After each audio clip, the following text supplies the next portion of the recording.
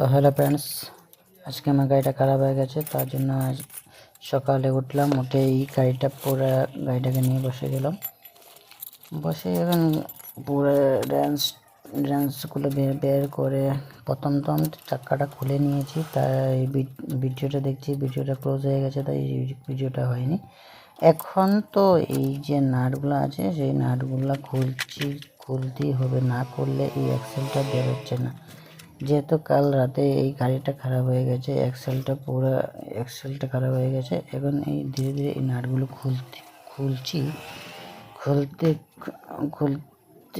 খুলছি কিন্তু body slip করছে, রেঞ্চ অনেক তো জং লেগে গেছে। তাই একটু ইয়ে হচ্ছে, আমাদের কষ্ট হচ্ছে খুলতে। তো ফাইনালি এটা খুলে গেল আমার। খুলিতে দেখতে পাচ্ছ এখন এক্সেলটা বের করেছি। এক্সেলটা বের করে দেখতে পাচ্ছ এই মাথার মধ্যে ঠেটটা পুরো, এদিকে বিয়ারিংটাও খারাপ হয়ে গেছে, বিয়ারিংটাও হিলছে। তাই আর এটা কাম করছে না। এক্সেলটা পুরো হয়ে গেছে, খারাপ হয়ে গেছে। তাই এটাকে, আর এখানে দেখতে পাচ্ছ অনেক কাঁচরা জমে গেছে, অনেক মাটি হয়ে গেছে। এখানে মাটিগুলো পুরো পরিষ্কার করতে হবে, পেটের ভেতর পরিষ্কার করে তারপর এক্সেল লাগাতে হবে। তো এগুলোটা খুলে তারপরে আমি একটু খেয়ে নিলাম।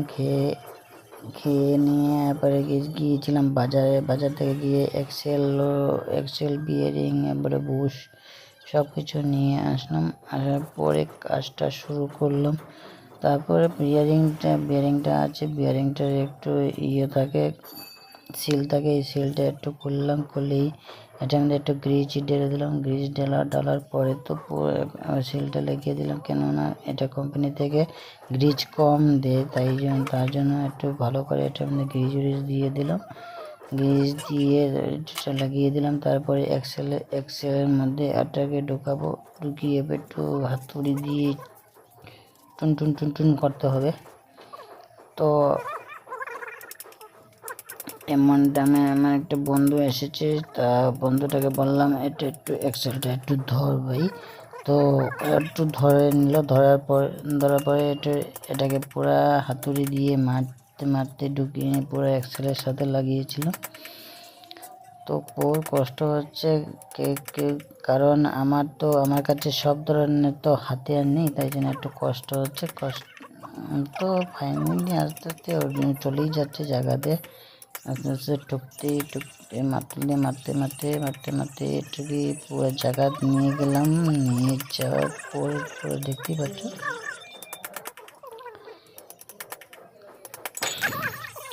তো আস্তে আস্তে যাচ্ছে না, কিন্তু ও অনেক কষ্ট হচ্ছে বহুত। কেন ডর এখানে ভয় পাওয়ারও আছে, কারণ না এটা বিয়ারিংটা ভাঙার ডর আছে, তাই আস্তে আস্তে ঠুকতেই হচ্ছে। বিয়ারিং ভেঙে যেতে তো নতুন বিয়ারিং আনতে হবে। তো বিয়ারিংয়ের দাম হলো 160 টাকা নিয়ে গেছে আমার থেকে, 160 টাকা নিয়েছে। তবে এটা কোম্পানি, এটা গাড়ির বিয়ারিং না, এটা অন্য গাড়ির বিয়ারিং, তাই এটা মজবুত বিয়ারিং ছিল, তাই একটু দাম বেশি নিয়ে গেছে। তো তারপরে এই এক্সেলটা পিছিয়ে গ্রিজ লাগাবে, গ্রিজ লাগিয়ে ঢুকাবে, তো দেখবে ওরা পুরো সেটিং হয়ে গেছে এক্সেলটা। এখন দেখবে আমি দেখতে এখন তো পুরো ফিটিং হয়ে গেছে। তো এখন আমি যাব, গিয়ে একটু চাবিটা দিয়ে এক্সেলটাকে ঘোরাবো। দেখতে পাচ্ছ এক্সেলটাকে ঘুরিয়েছি। তো ফাইনালি গাড়িটা ওকে হয়ে গেছে। তারপরে এইখানে দেখতে পাচ্ছ সকারের স্প্রিংয়ের বুশগুলো, এগুলো খারাপ হয়ে গেছে। তো এখানে একটা নাট থাকে, চেক নাট থাকে, এইগুলো ঢুকাতে হয়। এখানে ড্রাম ফিটিং হবে। ড্রাম ফিটিং হওয়ার পরে তো এখানে এই জায়গাটা হয়ে যাবে, তার জন্য ড্রামটা ফিটিং হলো। এবার দেখতে পাচ্ছি যে এখানে স্প্রিং নাটের বুশগুলো চলে গেছে, রবার বুশ, সেগুলো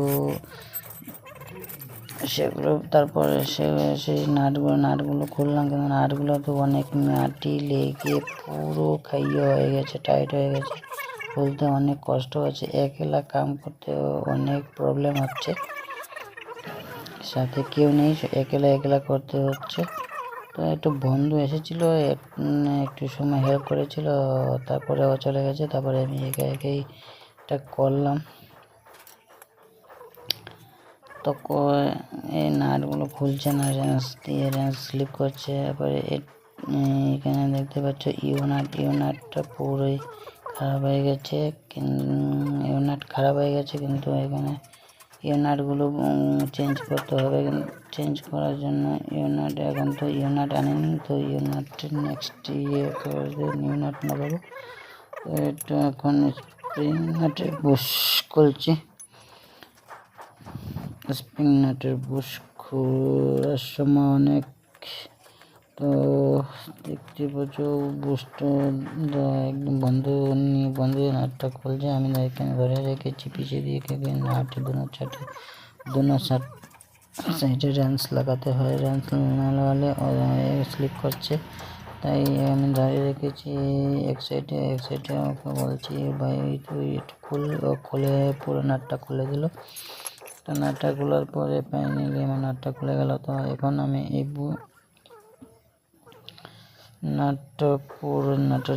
বুশের জায়গাটা পুরো ক্লিন করতে হবে। এখানে অনেক মাটি আছে, মাটিগুলো পরিষ্কার করতে হবে করে। তারপরে বুশগুলো গ্রিজ লাগাতে হবে, গ্রিজ লাগিয়ে এখানে দিতে হবে।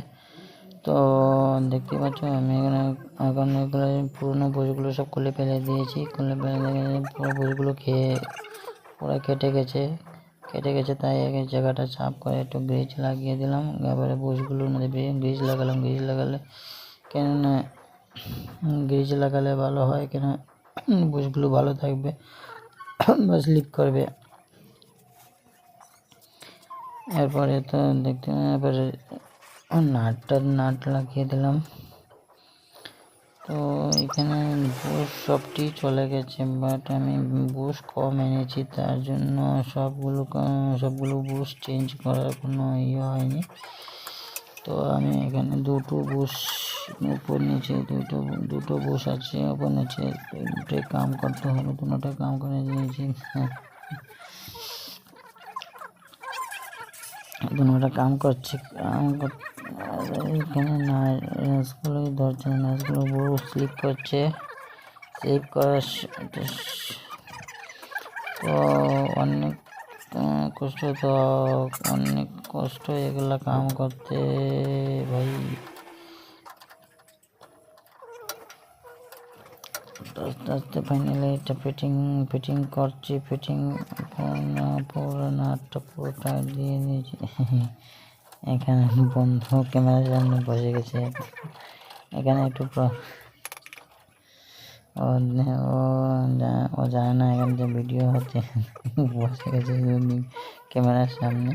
তো আপনারা তো এখন তোমরা দেখতে পাবে না কি করছি।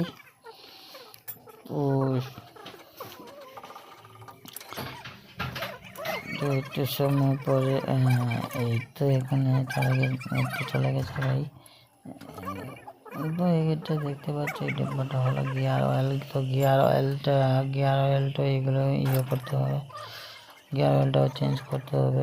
অনেক দিন হয়ে গেছে, 3-4 মাসের বেশি হয়ে গেছে গিয়ার অয়েলটা পরে চেঞ্জ করবো, বাট এনেছি কিন্তু এখন রেখে দিয়েছি। এগুলো বুশ চেঞ্জ করছি। বুশগুলো পুরো খেয়ে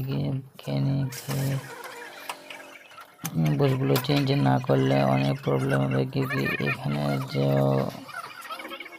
নাটটা কেটে যাবে, নাট বেন্ড হয়ে যাবে, কিন্তু প্রেশার পড়বে নাটের উপরে, তখন রবার নেই, নাটের উপরে বেশি প্রেশার পড়বে, তো নাটগুলো বেন্ড হয়ে যাবে।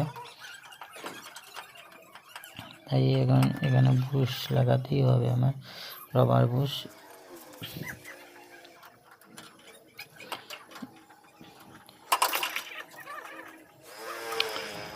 তো দেখতে পাচ্ছ একবার এদিকে যাচ্ছি একবার ওদিকে যাচ্ছি কি কেননা এখানে অনেক কষ্ট হচ্ছে গাড়ির নিচে কাম করা অনেক কষ্ট হয়, কষ্ট করতে হয় গাড়ির নিচে কাজগুলো করতে। তবে এগুলো কষ্ট হয় না যদি কোনো ইয়েতে কি দুজন থাকে তো অত কষ্ট হয় না, একলা একলা করতে হয়, তো একলা করতে অনেক কষ্ট হয়। তো প্রবলেম নেই, এগুলোই আমি একেলেই 100 হয়ে গেছি, তো টেনশন নেই, আস্তে আস্তে করবো। সানডেতে তো আর যাই না, ডিউটিতে সানডেতে এমনি যাই না, তাই ঘরে একটু কাজ থাকলে এগুলোই করি। তো আজকে আমার গাড়িটা ভীষণ বেশি খারাপ হয়ে গেছে, কিন্তু কালকে রাতে পুরো খারাপ হয়ে যাওয়ার কারণে আর কি ট্রেনে অন্য গাড়ি দিয়ে টেনে এনেছি, বাট গাড়িটা খারাপ হলে নিজের মাথাটাই খারাপ হয়ে যায়,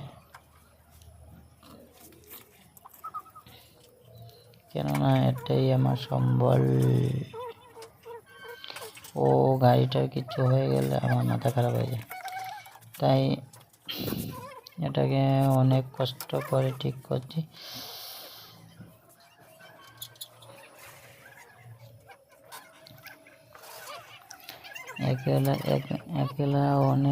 একলা তো দিমাগই কাম করে না, কোনটা কি হবে কি না, এই করতে করতে করতে করতে করতে তো অনেকেই শিখে যায়, একদিন না একদিন তো শিখেই যাব।